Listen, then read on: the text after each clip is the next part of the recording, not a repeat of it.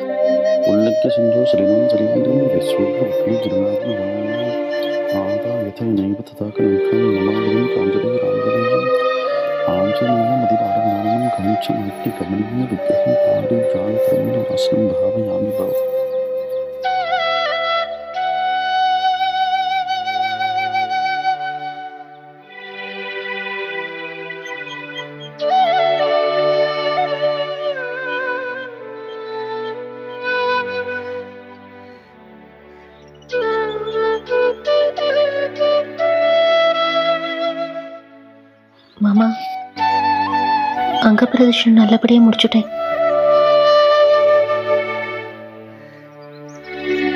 ஆத்துல இருக்கிறவா கிட்ட சொல்லாம போனது என் தப்புதான்.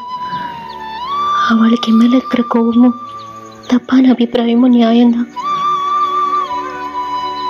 ஆனா என்ன காரணம்னு அவளுக்கு தெரிஞ்சதுன்னா அவ என் மேல கோவப்பட மாட்டான். மாமா கேக்குறீங்களா? சொல்லு.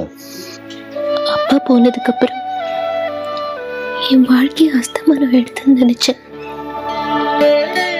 இறந்து போன இந்த அதிர்ஷ்ட கட்டிக்கு வெளிச்சம் போட நீங்க வந்து, ஆனா அதையும் ஒரு நாய் தட்டி பறிச்சு என்ன நிர்மூலமா நிக்க வச்சு விடுது. கதி இல்லாத எனக்கு ஒரு கல்யாண கோலத்தை கொடுத்தேன். இந்த ஆத்துல ஒரு ஸ்தானத்தை கொடுத்தேன். இதெல்லாம் வீட்டுல இல்லாம நடத்தி வச்ச அந்த ஆண்டவனுக்கு காணிக்க செலுத்துறதுக்கு என்கிட்ட காசு பணம் எதுவுமே இல்லை. என் உடம்ப வருத்திண்டு அங்க பிரதர்ஷனம் பண்றதா வேண்டிண்ட. கார்த்திகை சோமவாரம் சிவனுக்கு ஒரு விசேஷமான நாள். பிரார்த்தனையை தள்ளி போடுறதுக்கு மனசு இடம் கொடுக்கல மாமா. சரிம்மா, அதுக்காக ஆத்துல இருக்கவாட்ட சொல்லிட்டு போண்டமா? வாஸ்தவம் தான். சொல்லிட்டு தான் போயிருக்கணும்.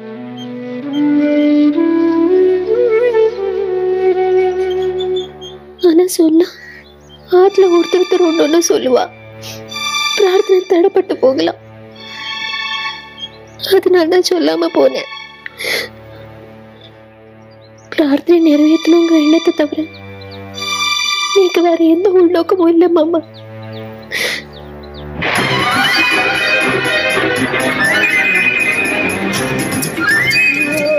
அம்மா,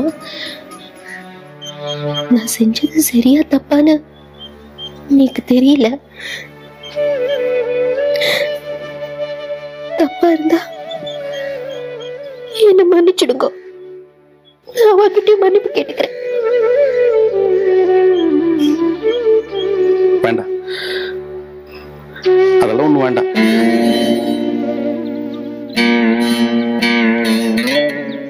வயசுல சின்னவளா இருந்தாலும் வைராக்கியத்தோட இருக்க. சரி, வீரத்தோடய நிக்காத. போ, புடவை மாத்திட்டு வேலையை பாரு. போ.